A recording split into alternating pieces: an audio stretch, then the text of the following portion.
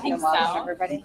Yeah, I was going to start a welcome anyway. Yeah. Hi, everybody. I think we're going to go ahead and get started. I just wanted to thank you all for being here today, but I wanted to take an extra moment to thank our panelists for giving up their Saturday morning to come and share information. And then all of our long-range responders, the committee that are in the room, and Betsy, thank you for your leadership in leading up to this new season. We are really utilizing these as opportunity for growth.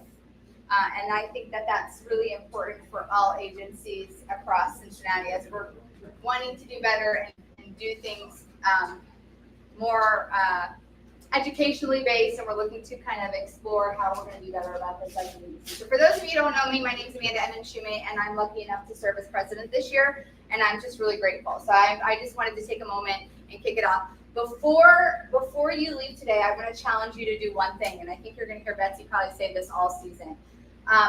If you know somebody that you think would be a great addition to the responding team that we have here at Cincinnati, drop their name in her hand on your way out the door. They don't have to know that you threw them under the bus. We won't tell them that Amy Wolf will go put that name in there. We won't. We'll just say you were suggested that you might be a great responder for our program. And I encourage you to not think of it as somebody who maybe are your typical responders. I would love to see people who maybe are not on the stage as often, maybe our crews, our tech gurus. Maybe you have a patron that has been attending the arts for many, many, many years, and they're not even involved in theater.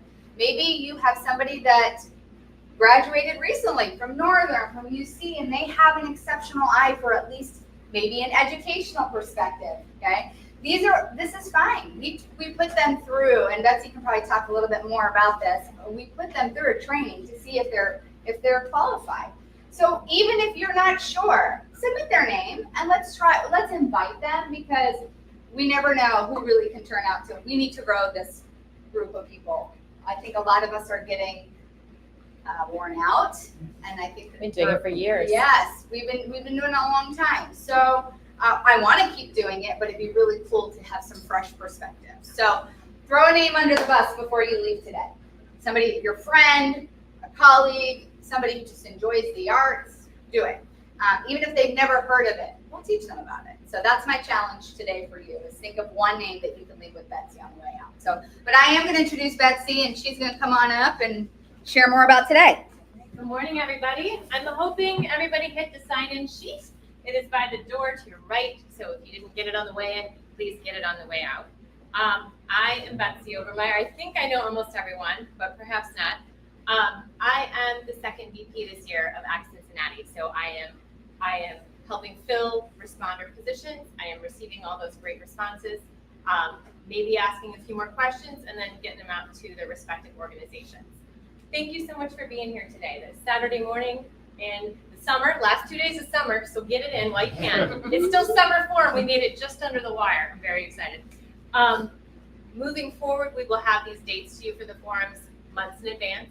I believe February is our next, and we'll have that date to you probably within a week or so, because we're meeting at the end of this. And then we usually do these in August. This year we just got together a little bit later. Wanted to give you guys that month of knowing what's going on, so wanted to give you a month's notice. So that's why we're here today. Thank you. I can't read and look at the same time. Thank you so much, Village Players, for hosting us today. This is a great space. This is a beautiful space. I'm not sure how many of you have been here before. They filled this with different types of art that corresponds to the shows that they're doing, and it's wonderful. If you get to respond here, I do recommend coming even probably earlier than you would otherwise, so you can come up here, take a look around, kind of see how everything incorporates together. I wanted to introduce the Long Range Committee. Where'd you go? Where's Doug? Doug is here. Doug is our chair, everyone. We also have, yes, applause. We also have Nick, and we also have John with us today. These guys are tasked with reviewing all of the responses that come in from our new responders. We've got a lot of responders in training right now, which is very exciting. And since I'm standing here next to you, I will say our next responder and training session Beachmont has graciously invited us to bring our responders in training to a Steady Rain, October 30th, for their final dress rehearsal. That's at Gabriel's Corner. So if you know that person and you want me to reach out and say, hey, if you have interest in doing this, come join us. I find that doing these as a group is very helpful. And we've also been blessed where we've had a small group say, yeah, we want to come do a thing. And then folks go, can I bring my friend because they're interested too? Yes, you can. Please do that. Please do that. I'm very excited about that. So our panelists, our fine panelists today, these folks were selected not because we know. Real quick, just before. Oh, I'm so sorry. No, that's okay. Amy, hop up here. No, it's okay. I just really quick, I could give you a little bit of mechanical introduction to our space. So I'm Amy Waltfeld, I'm the president of Village Players. Welcome to the 8 North Center for the Arts, which is where we are. As Betsy was mentioning, we do have art shows that correspond to all of our theatrical productions, which happen in the basement. We are also having other art shows happening, and I'm now allowed to tease it a little better, but keep your eyes open for something involving Charlie Harper happening in the next couple months, including things that have been privately owned and not seen publicly, like ever. So we're super excited about that. That's going to get all the way fully announced very soon. But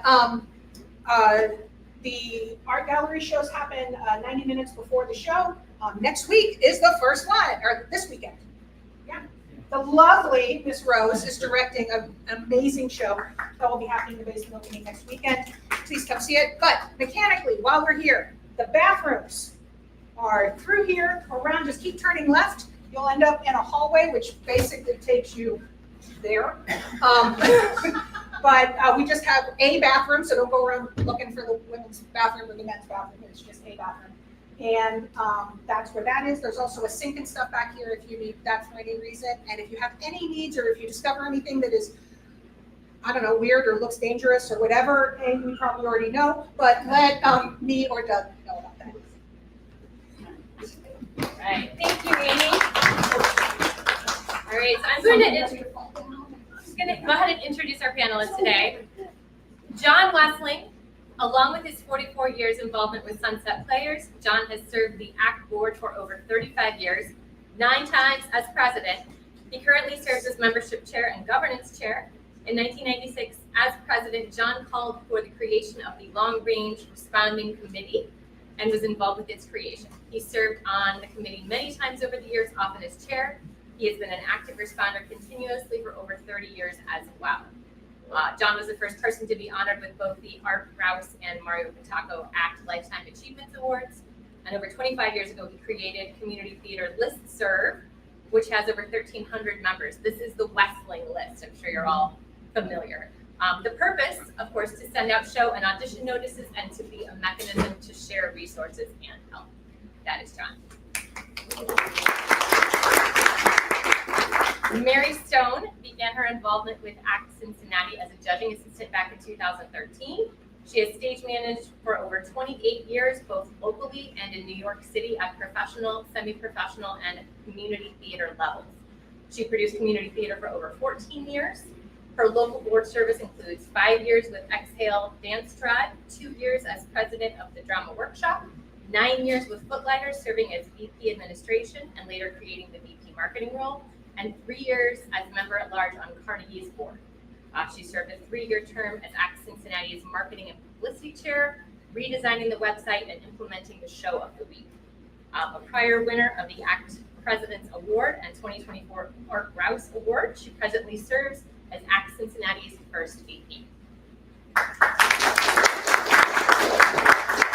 Carissa Sloan has been involved with community theater for over 20 years, an ACT responder since 2016.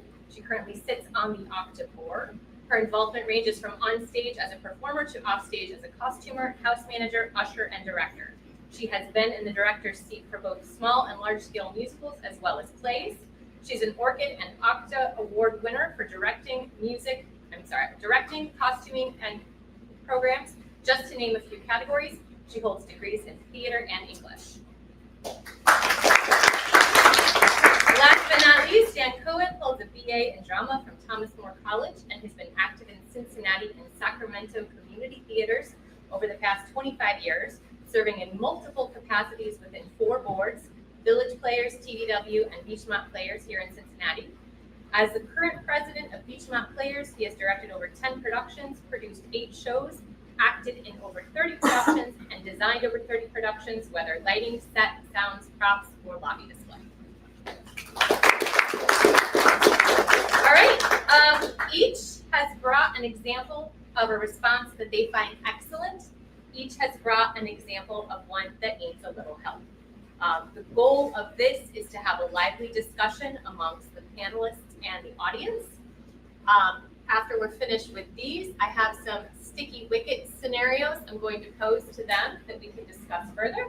And then we have an activity for the second part of the presentation. So without further ado, I don't know who wants to go first. Y'all rock, paper, scissors, or however you want to do it, but take it away, panel. I'll go first. All right, go first. I'll start. Should we start with bad? If you want. Yeah, okay. We'll get it out of the way. And I don't play by the rules, so I came up with 3 examples. And they're all the same, basically.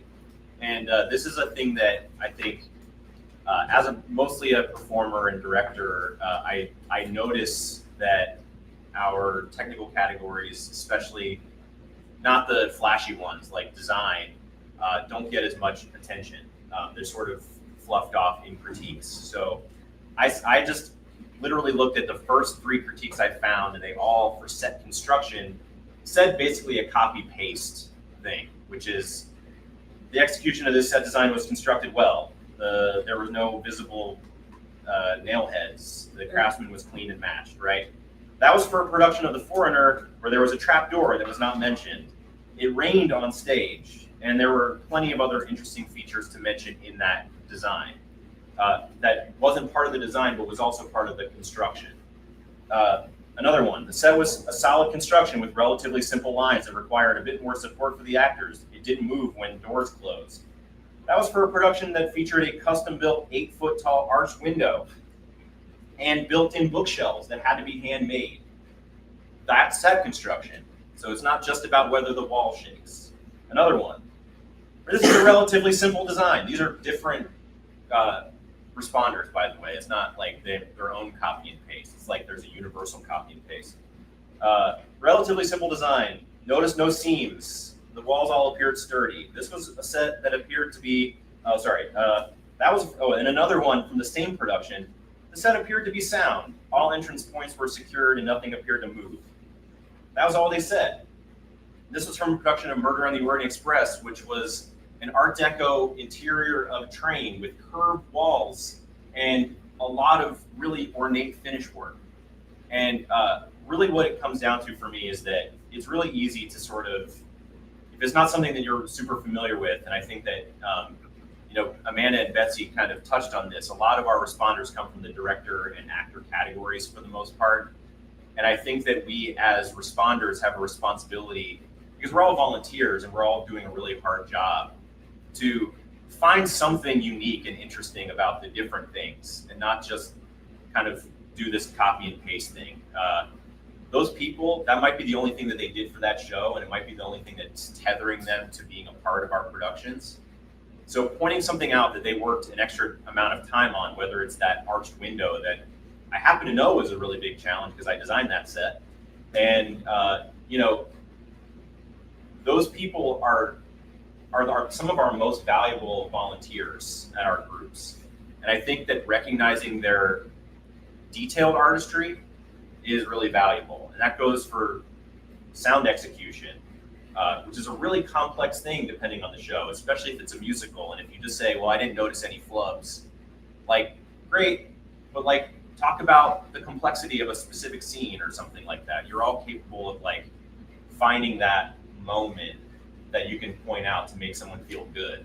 And it's not just about pointing out the flaws, but like, if you don't have anything particularly detailed to say, find something that you just said, oh, that detail work on that door was really cool. And that might lead into decor, that might lead into other things. As a side note, I think that people don't necessarily clearly define what they're talking about. So things like decor and set construction kind of get lumped in together sometimes. In fact, I've seen it in critiques where it is combined. And the person who like did decor is like, what the hell, man? you know, or like decor is furniture. That isn't a prop. Like a couch isn't a prop. So I think it's really important for us to acknowledge that the people that are doing these things are taking a lot of their time. And sometimes construction takes the most time, way more than the design in some cases. I say that as a designer. You know, you hand it off and then it has to be executed. So yeah, of course, if it's a farce, the door's not shaking the walls is really important. But it's not the only important thing. And I think that that's what I would start with my bad. Can I yes and what you said? Yes, Okay. and. To first, I want to preface.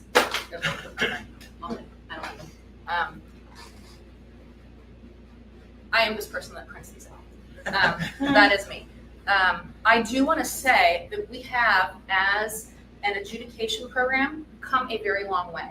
Because I have some adjudications here from 2011.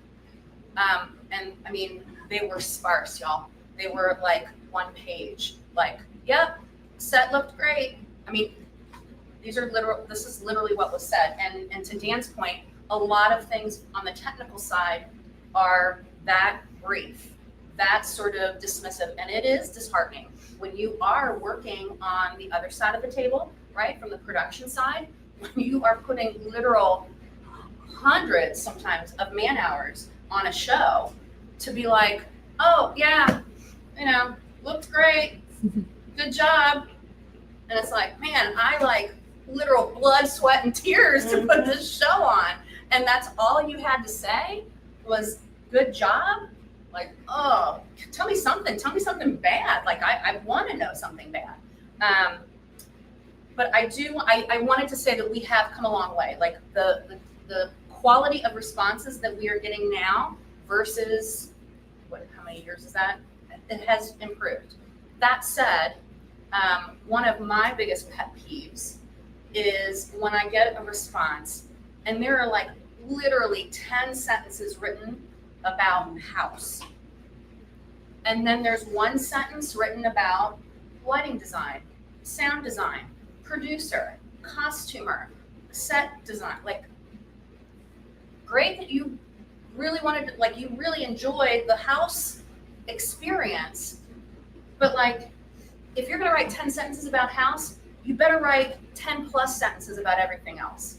You know what I mean? Like, so I would say right sizing and scaling to the level of effort, right? And that is not to say that house is not important, but it kind of, there is less effort put into house typically than is putting on elements of a production. So that is my yes and to. Can I yes and that? I would love for you.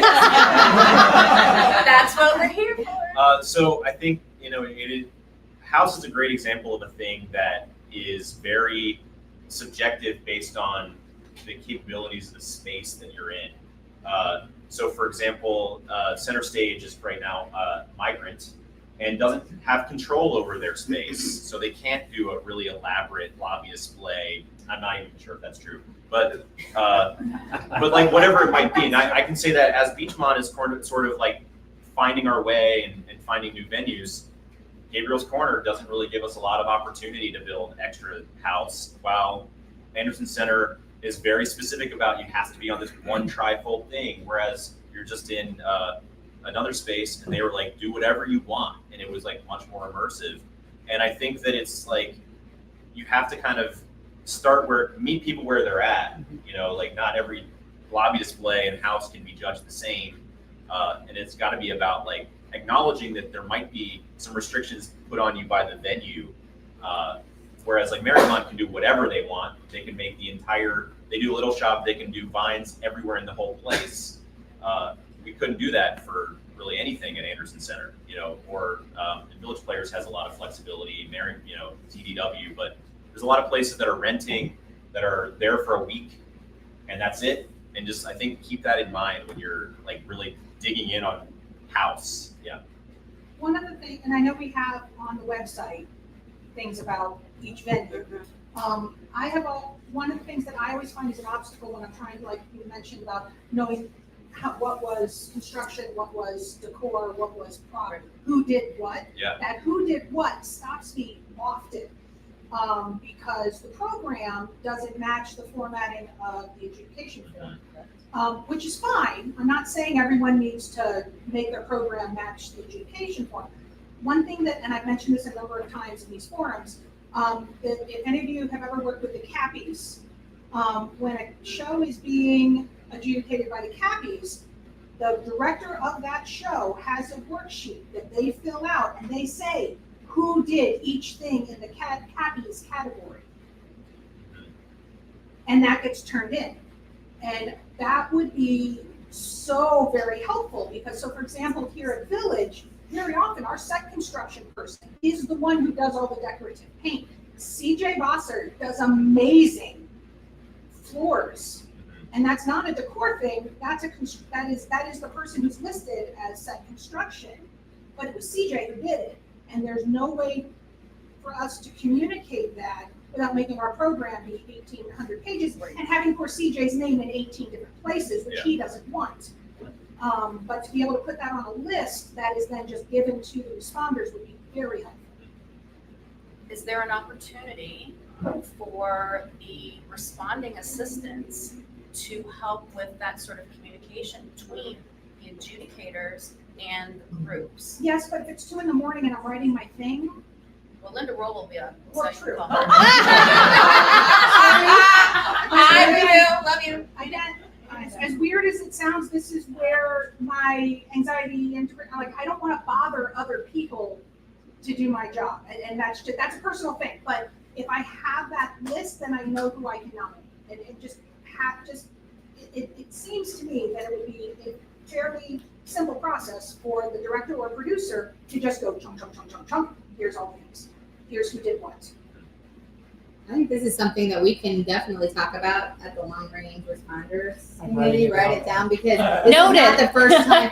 This isn't the first time that we've heard this, and I faced it too. And then to your point, we aren't using our responding assistants to the way that we can. I We would are tendency to not. be kind of late Yeah. too, so But- I don't want to make any more But it more may be, time go by. if there's something we can do up front when we're about to schedule the show and go to the producing group and say, is there anything you would like us to communicate to your responders prior when we reach out to them? You know, and maybe That that's sort of thing something. would be very helpful. And maybe Fred has more.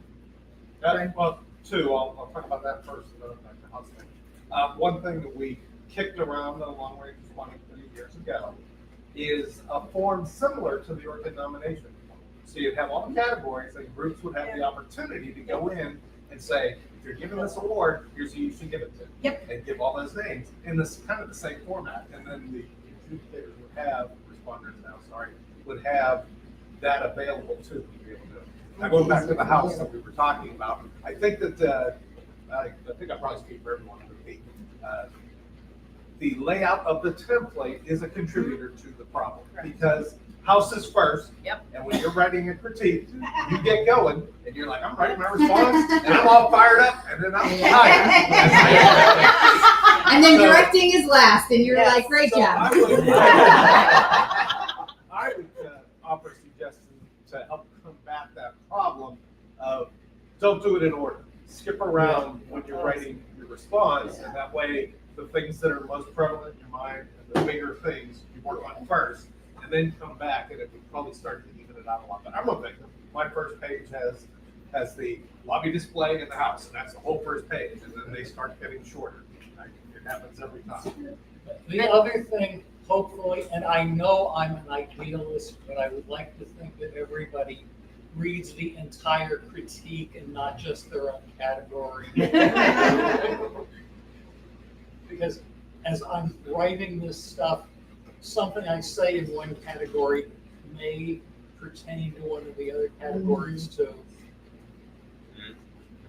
And in the past, responders have been cautioned against saying the same thing over and over and over. So, Yes. so you end up, if you say it one place, you feel uncomfortable mentioning it again. Or like I said in that section, I think it's kind of old. Right.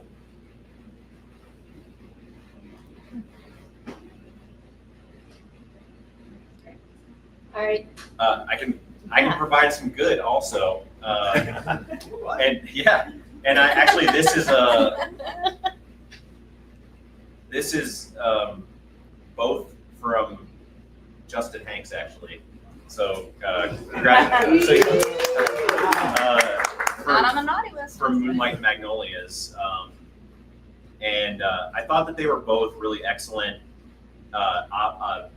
examples of specific positive comments with constructive feedback. One was about Ron Mason, who played David O. Selznick. Ron, I'll go read quickly. Ron delivered an enjoyable portrayal of the obsessive and driven film producer. His performance was highlighted by boundless energy, skillful slapstick, and a hilarious embodiment of various characters from Gone with the Wind. Ron's distinct shouty cadence effectively established a baseline for the character, but it sometimes hindered expression of emotions. Introducing more variety in his line delivery could have made comedic moments more unpredictable and given dramatic moments such as the Scarlet Grab Me by the Balls speech a little more oomph. However, when Ron did break from that mold, whether through moments of vulnerability in the finale or his high-pitched falsetto-fused screams, Selznick felt more nuanced and less like a caricature. Overall, Ron's performance was amusing, energetic, and engaging. I think that's like a great summary of a performance. Lots of positive, lots of things that Ron can think about for the next time, lots of things for the director to look at. So I thought that was awesome. I knew you were going to be here, which is why I am still naming you. And then also on original art, which is like, I think a category that's often like kind of one of these fluffed over categories, but I actually thought his comments were really great on this. On a technical level, the original artwork was outstanding with crisp details and a phenomenal color palette. Particularly enjoyed the clever use of the O's and moonlight to construct the camera, but his only feedback is that the design is too closely resembles a poster of Gone with the Wind rather than the poster for Moonlight Magnolias, and the artwork didn't convey the comedic nature of the show, nor did it hint at a plot involving men confined in an office, forced to write the screenplay amid slapstick humor and a mountain of bananas. And had I not read the synopsis beforehand, he would have anticipated a much more dramatic production. That's really, really detailed, specific, about choices, applauding the choices, congratulating the artist on doing really good work, but possibly like missing an opportunity to convey the vibe of the show. And I thought that was really, really cool. There's a lot of examples of good, but I thought those were two really that stood out. That does sort of bring to mind one thing that I've heard and thought before is that when you are writing critique, if you have like that, good things to say and suggestions, try to top load or front load the positive stuff and then work. And then if you ended on a positive as well, do so. But don't start out with the digs, with the negative. Try to avoid that unless there is something but negative. And even then, try to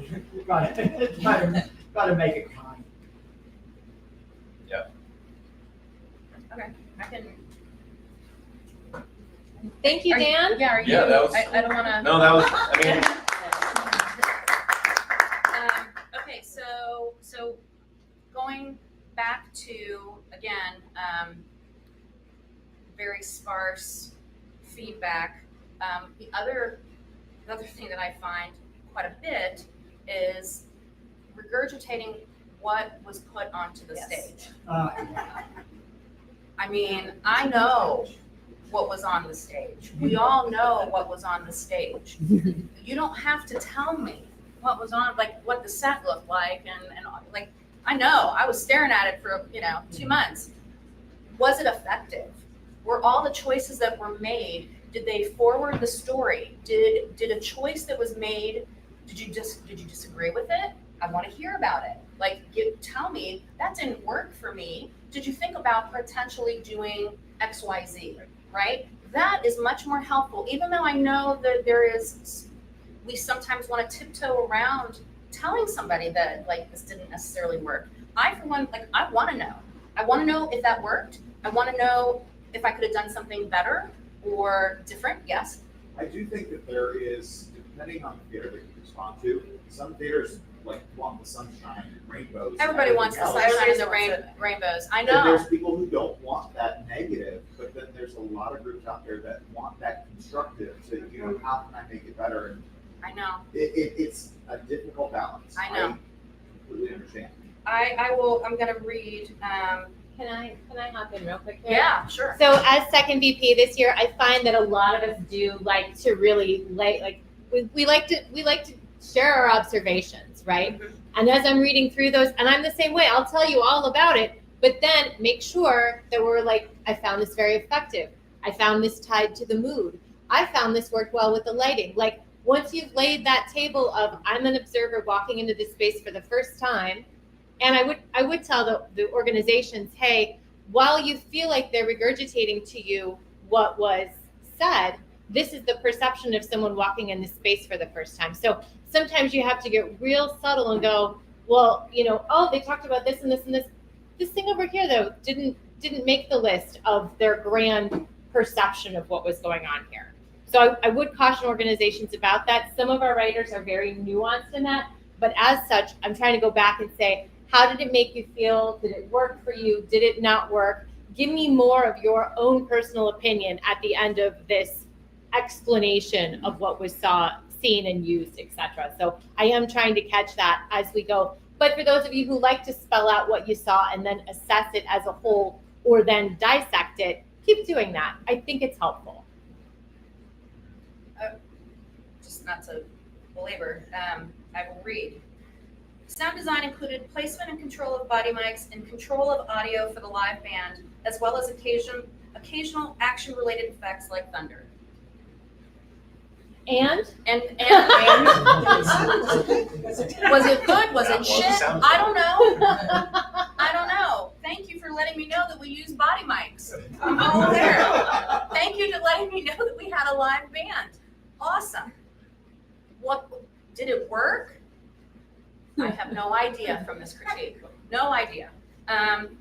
Here's special effects. I know. As noted above, spray haze, rotating and flashing lights, and of course, the soul sensor. of course. Of course. To be fair, nothing was written about the soul sensor. And I'm like, did the soul sensor work for you? I have no idea. Again, could have been total shit. Yes? What is a soul sensor? This was Altar Boys. This was Altar Boys. The soul sensor was a special effect that we used for like to count down, and it was done via projection. And it had various graphics, little sound bites, etc., etc. I would have loved to have known if it worked for this person. I have no idea. Like, did the haze work? Did the rotating and flashing lights work?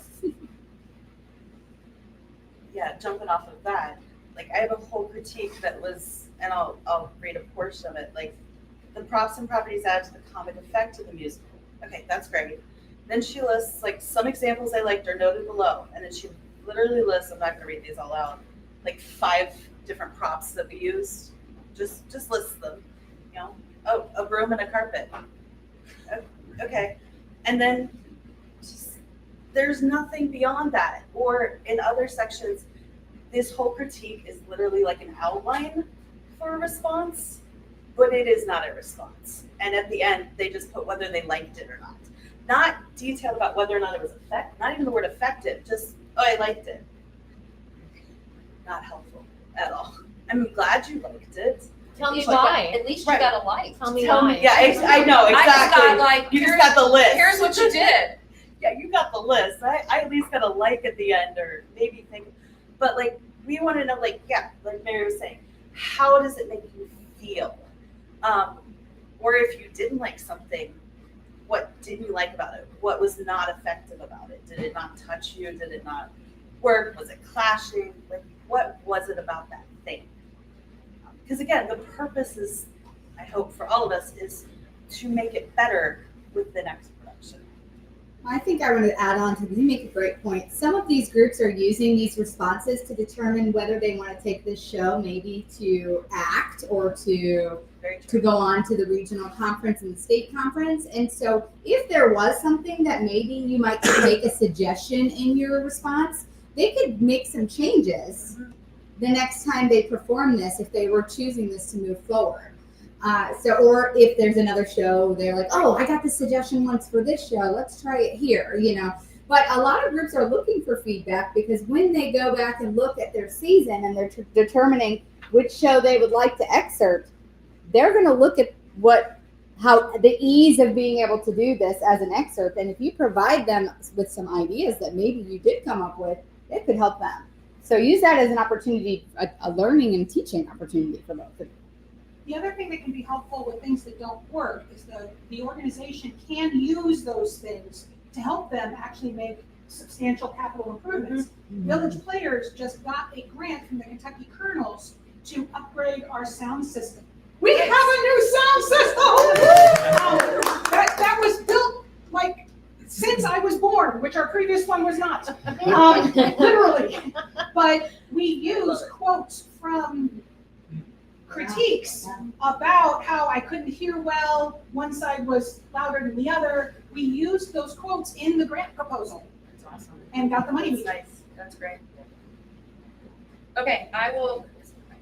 No, go ahead. All right, I'm going to give an example of something that was very well written, very well thought out, gave what I thought was very specific, actionable feedback to our actors. Okay, the vocal book is challenging enough, but when you layer on the choreo, that makes it even more difficult and requires a high level of endurance. For the most part, vocal execution was very well done. There was good vocal expression to go beyond the notes to convey the text of the story. I covered this specifically on some of the individual performers, but be aware when you move into your upper ranges. Always support this with proper breath control and don't try to force anything. There were a couple instances where diction and/or pitch suffered a bit when things transitioned toward the high end of your ranges. Even more important, y'all, somebody put a lot of thought and effort into this, okay? I'm not, the names are redacted to protect the innocent. Even more important are the ends of long phrases. Make sure you know where your breath points will be so that you can finish strong. In your training and support these moments with strong breathing to ensure entire phrase staying in pitch and has good energy. Vocal endurance is critical here, as well as not to mention what you are being asked to do from a choreo standpoint. Some really good moments of vocal harmonies across the ensemble that stood out nicely, especially when switching from unison to split parts. Excellent job maintaining pitch there as well.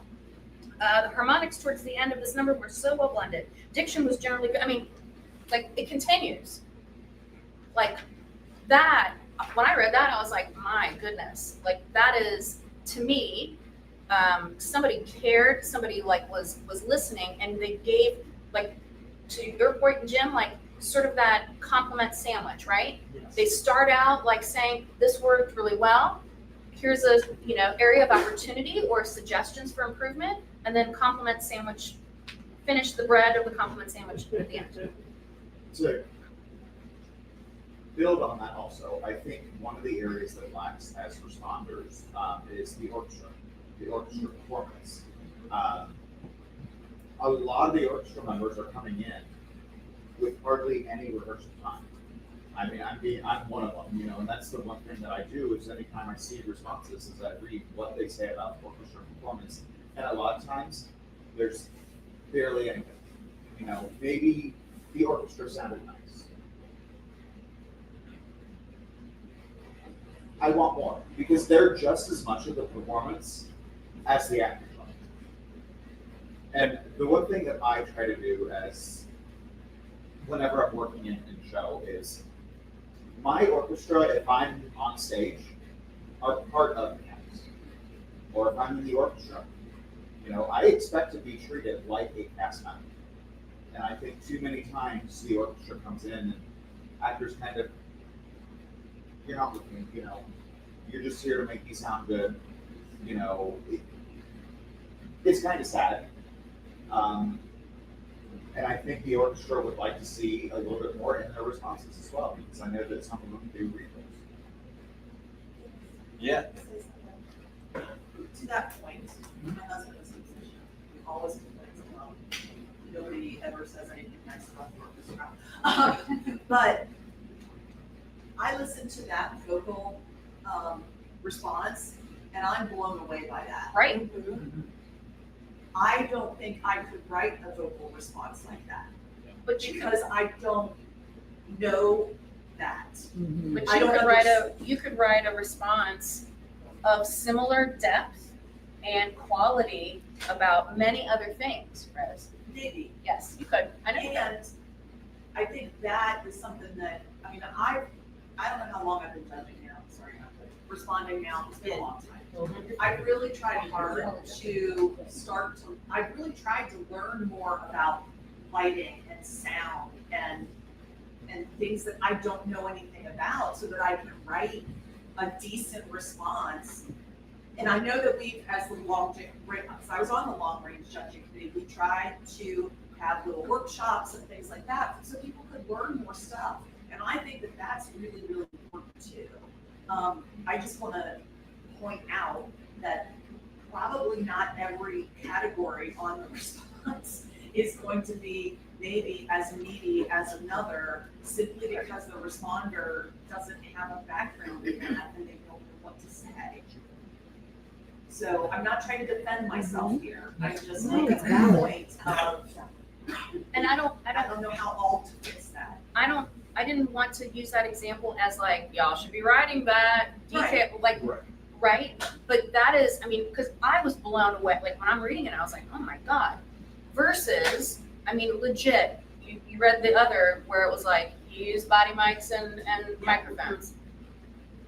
So like it's showing a tale of two cities, right? Of here is, and that other response, there were multiple major categories that were a regurgitation of what we did and like one sentence, maybe two, you know, versus like, you know, and Mark had other. Oh, Now we know. It was you put it in my head. I know Mark called critique when I hear one.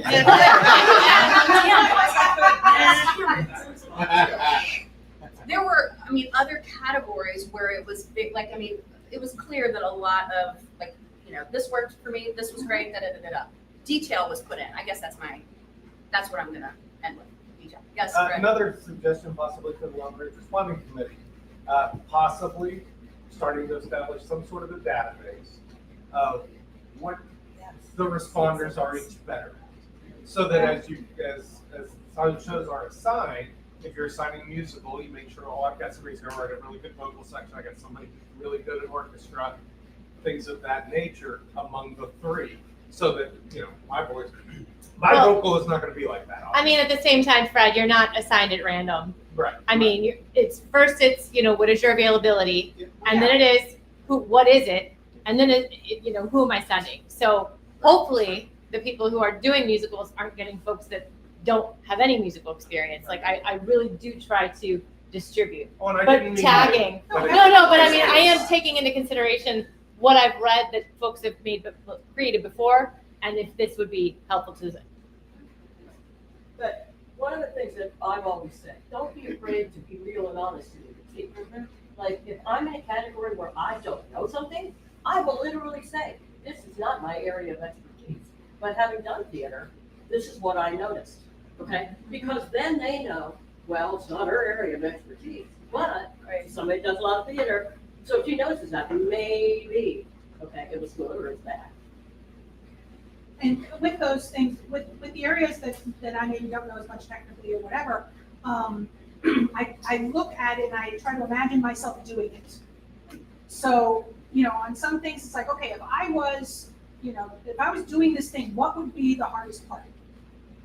So, and for my responses for each category, try to do that. So, like, you know, if I was playing this role, if I was playing nicely, what would be the hardest part? Hitting that damn note and sit down, you're rocking the boat. So if they nailed it, I'm going to tell them they nailed it. Because I know that was the biggest challenge of that role.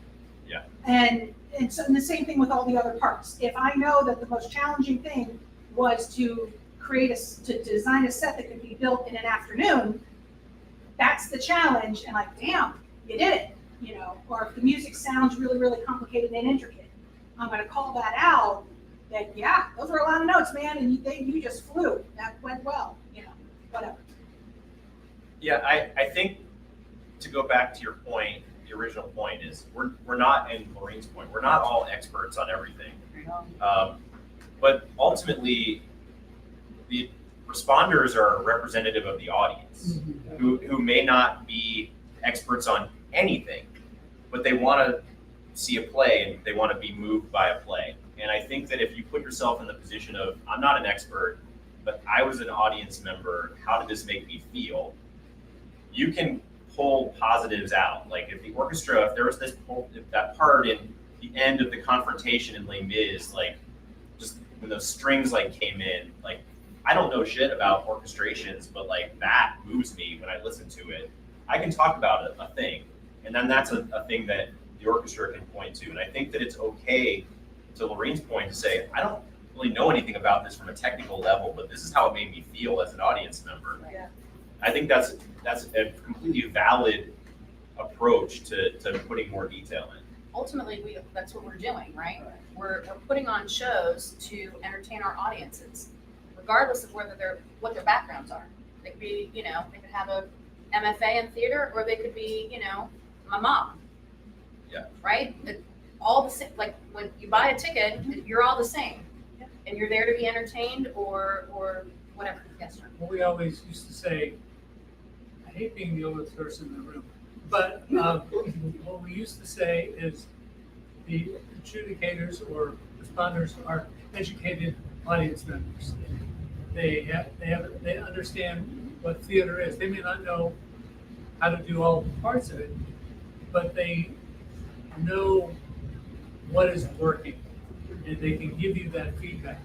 And that's the role of the responders. And I think I can go back in my mind and also the archive, because I have the archive that has all the old critiques in it. Is that done? But don't tell anybody. More than this. Oh, much more than that. I'm kidding. I know you. Outdoors, back there in the office. I bet you do. But the growth of the process from that point to this point is astronomical. Tremendous. And yes, there's always room for growth, but it has to be celebrated how far we've come and realize that how far we need to go at the same time.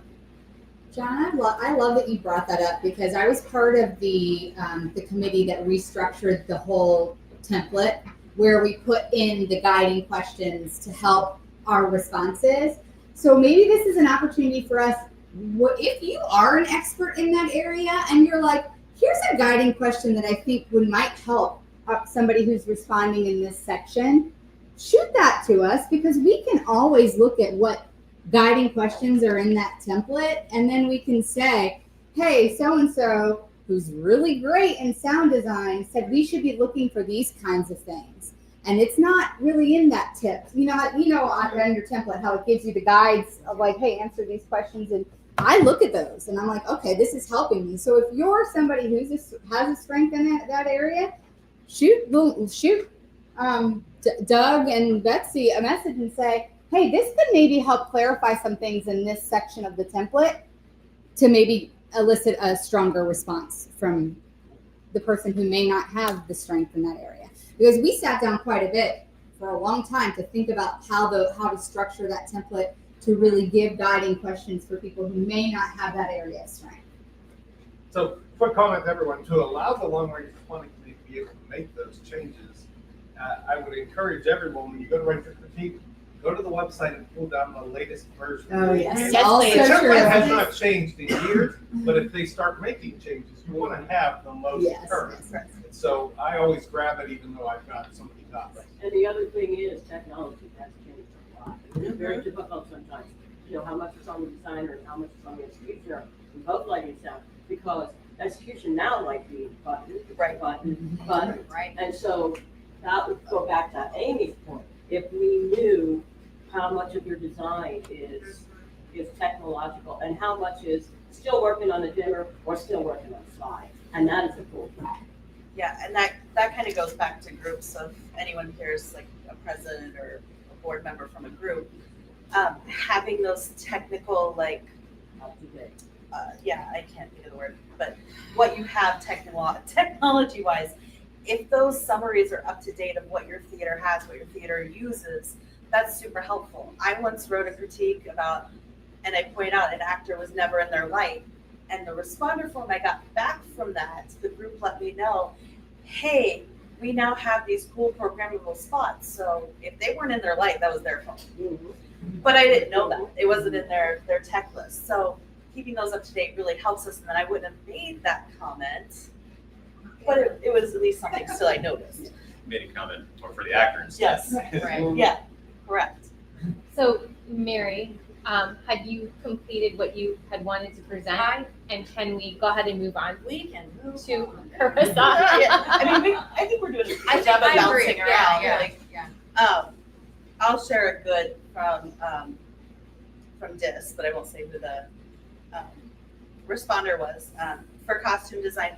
And I point this one out, and it helps bounce off of one of Laureen's comments more recently about, like, you know, go ahead and be honest about what your forte is or isn't. So this particular responder, first let me say that I could write a full page on costuming for this show, but I will not. Girl, I get you. Or man, I get you. Because most of you know I'm a costumer too, at heart.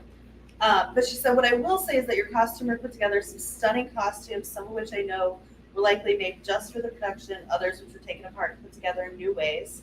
She gives a couple really great examples. Cinderella's gown was just beautiful. It has all the bounce and sparkle her character deserves. Again, that's great because it doesn't just say, hey, it was good. I like the detail. I noticed the details were considered like Sleeping Beauty's ruffled socks, the swords used in Mulan's hair. Each princess had a different look, but they were put together in a way that remained cohesive throughout this ensemble.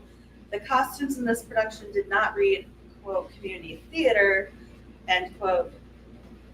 Oh, sorry, I just lost my place. I feel like they were on a more professional level. That tells me a lot without writing a whole book about costumes, which I know this person, she probably could write a whole book on costuming. But stuff like that is super helpful. So that was one of my really good pieces. Had you already given us your no-no? Yeah, with Okay. the listing and the. Okay. Should we Please move don't on? give me a bulleted list. We move on to John?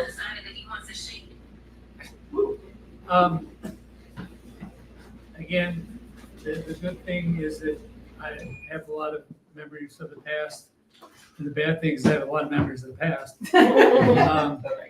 And one thing that I have found several times is my theme is be careful what and how you criticize as it may be in the script. Yeah. Thank you. You know, We need to talk about that. When we produced Mr. Roberts, Mr. Roberts, I always get Rogers and Roberts because Tim Rogers played Mr. Roberts. An adjudicator who is long gone now, that's a good thing, criticized the direction of the fight scene where Mr. Roberts waited to stop it. It became part of the action. This responder told us that it was wrong, as his words, not mine, that Mr. Roberts would never wade into the fight like this. And our response was something to the effect of, the response of that fight, the response was that fight was choreographed by the author. Who and when were simply following the author's directions. It's like, okay, I'm glad he didn't stick in the system. Another example is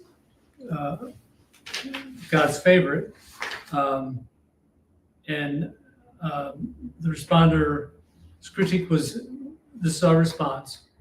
The responder's critique was really good and strongly written. Our only concern is something we have seen before in other adjudicators' critiques as well. And she made assumptions that certain things were presented were the director's choice versus the author's. This was not true. For example, Ralph's frantic, exaggerated, and almost cartoonish behavior that she had a problem with was written by the author in his notes in the script. Also, why didn't we use a laptop instead of an old typewriter? Again, in the script. And script and dialogues, unless and why didn't we use a laser pointer instead of a wooden pointer on the map? This was a poor Greek island which had barely had electricity, and of course, because it was in the script. As a note to 50s movies like Indiana Jones, but we're not picking on the responder on this because otherwise it was a really lovely critique, and we were delighted to have it. And the same goes with, I can do this. The Sherlock Holmes one, Dennis. The game's afoot. I'm getting old timers. Not Alzheimer's, that's other people in my family. And I say, but this is not the first time that it's happened to us in a critique. When we presented Games Afoot by the same author, we got dinged because while set in Vermont, the local constable who appeared was English and a woman. Again, the choices were the authors and not ours. Just something to think about in the future. I've seen that a lot over the years. And I've also seen be professional in how you say things. Not what you say necessarily, but how you say things. And this is my favorite anecdote. Decades ago, we did the drama Nuts when a responder came to the actor who played the child molesting stepfather who inadvertently changed the course of the main character's life. The responder said, "And what can I say about this actor? Everything was there, the voice, the mannerisms, but there was still something that was missing. Kind of like a woman faking an orgasm." Ouch. Our response was that to explain that the director stepped into the role to replace the actor who originally cast, playing the person in his 60s while he was in fact in his 30s, thanks to Mike Burke's wonderful makeup, and did not feel he had the opportunity to fully develop the character as much as he would like. So the director agrees with the responder's observation that something was missing, but would have preferred a different way to describe it. That's my big bugaboos. And I also have describing versus commenting, but we already covered that. Right. Man, If I could yes and your first comment about not critiquing the play itself. Yes. Yes. That when I directed She Kills Monsters here, one of our responders complained for almost a half a page that the plot did not follow D&D rules. And that same responder did not notice that our fight choreography did follow D&D rules. And yeah.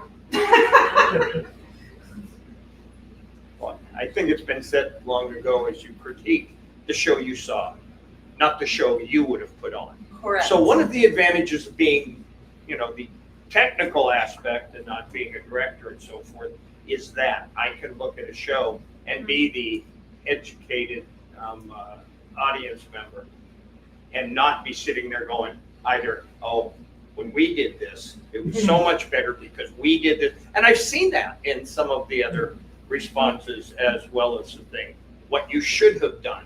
And you go, got to go by, there's so many limitations that different theaters have.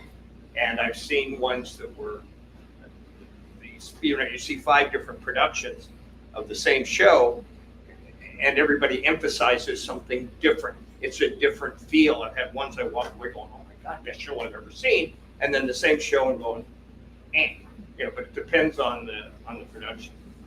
And then the other thing that for me, and I don't know how everybody else feels because I didn't see it in the critique, people leave that whole list, their whole list of questions that are on the critique. I don't. I have had people come up to me before and say, you were supposed to, well, not to me, but for me leaving it on mine, but it says in here, this is what you're looking for. How come you didn't comment on that? And you go, oh my God, some of those have 15 or 20 different things to look for. Mine are long enough as it is, much less have to answer every single thing that's in there, so I always remove those out of there because they don't know. And then the last thing, when you do a critique and it's the same thing, Housewives or whatever else, And I've had comments of, oh my God, John has done every show that's ever been put out there, and you go, oh, but he may have been helped by somebody that never has. There are people that, even though this is the 40th time you've adjudicated, there's somebody out there that has never done this before, has never had an adjudication. So even if some of them seem a little simplistic on pointing things out that are very obvious to experienced folks, a lot of people we have in theater, they're there for the first or second time. This really is as much for them than the people that are at the top and are as good as it gets. And I think you make a great point, Greg. Like, I think sometimes we forget, like, we've been doing this for a long time. There are constantly new people coming into our community. And, I know that I had a show with, a bunch of newbies coming in, and they're like, wait, what? People are coming in, and then they're going to give us a written sort of evaluation. I'm like, yeah. And we forget that. We forget that people don't know this process. They don't know that they're going to be getting, and they were terrified. And then when they got them, they were like, oh, wait, but this was very, like, again, going back to, we have come a long way. They were like, I thought they were going to, rip us a new one. And they talked about all these great things. And I was like, yes, it is supposed to be a celebration of what you did well. And also, like, potentially saying suggestions, areas of opportunity. Think about doing this differently the next time. Okay, going back to what was actually originally said, but how it's said and how you put it. I think we've all known people could walk up and say, Greg, you're dying, you've got a month. But because of how they put it to you, go, I got a whole month. But if you take these ones, and we've had, a number of folks that they come in and we don't know them. They just walk in and say, we would like to help. I can paint, I can do other things. If they then get a chance to read the critique, and if it is, I'll just use the term, an ugly critique, there are people out there who go, there's a lot of other things I can be doing on a Saturday than coming in here and helping to build a set or being stage crew. If that's as much as I'm, what they think of me, I'm going to either go elsewhere or go find something else to do after putting in 100 hours someplace. So, go ahead. Yes. I was just as a newer responder, this is my second season doing it, something that's been very helpful for me is reading the bios and seeing what the person's experience is, because I'm going to give a different critique to someone who this is their very first time ever trying lighting design than someone who's been doing lighting design for 20 years. So that's been something that's helpful for me to differentiate. I'm not going to rip someone apart if this was oh, they're trying this out for the first time. Hey, I know this is your first time. Great job. Next time you do this, here's some things to improve on. That's just been helpful for me as a doer. Linda? Okay. Let me just say a positive about this process. When we had our theater group, our second or third show out, we had someone who came, and the critique started out, I was tired, I didn't want to be here, I don't like this show, here it goes. And we got torn apart, right? Now, you never, hardly ever see a critique like that. And that's because of what's happening here. That everybody is being educated on what you do and how you say it. Because believe me, that thing hit the garbage can as fast as it did nothing for us as a theater group. And that's what you don't want to happen. And thank you all for all of this. Thank you. That leaves a question in my mind because I don't know what is happening. I know with Sunset, we get the critiques, the president, the director, read them to make sure that there's nothing that is going to harm the cast. And that's when the process of grievance, say somebody's change happens before it gets out to those people. And then we give them to the cast and crew. I guess my question is, does that work the same with every group? We know that the groups, because I remember there were groups that in the past that they never disseminated.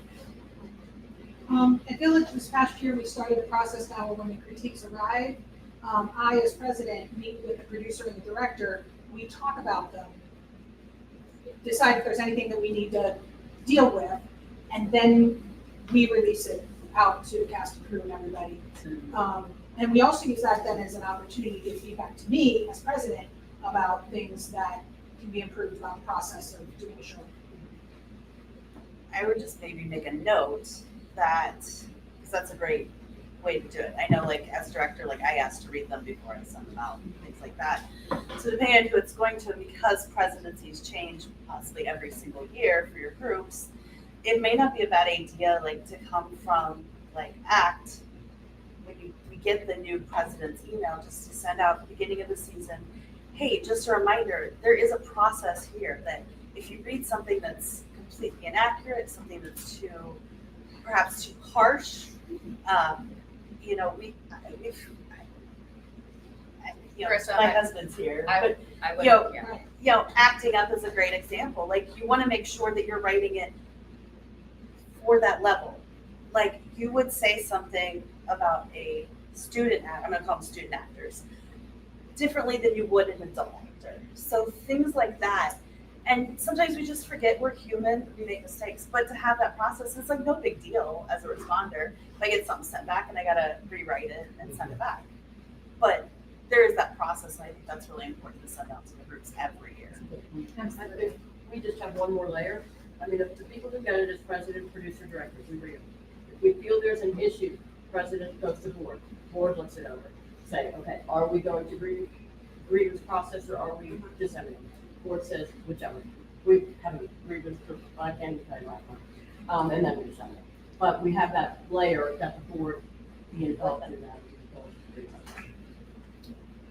Fred? Center stage does not include the director unless the director is part of the board. It goes to our board, and a board member is always a producer to look out for our interests on the financial side. So that's something that terrible treasurer makes happen. So we don't include the director because it's the director's baby. So we want to be a little more objective in looking at it and not be as tied to it personally the first time through. So we don't include the director in that process unless the director happens to be board. This has gone a little bit longer than I had hoped, which is wonderful. I'm gonna give everybody 5 minutes for a bio break. Restrooms are here, water is here, and then of course there's more food. We'll come back and we'll hit the hot button issues. We'll hit the sticky wickets and pick your brains a little bit. And if we don't get to the second part of the activity before noon, that's okay, because I think this is very helpful conversation. So I have 11:14, let's take 5 and then come on back. Thank you, Since we're all going at once,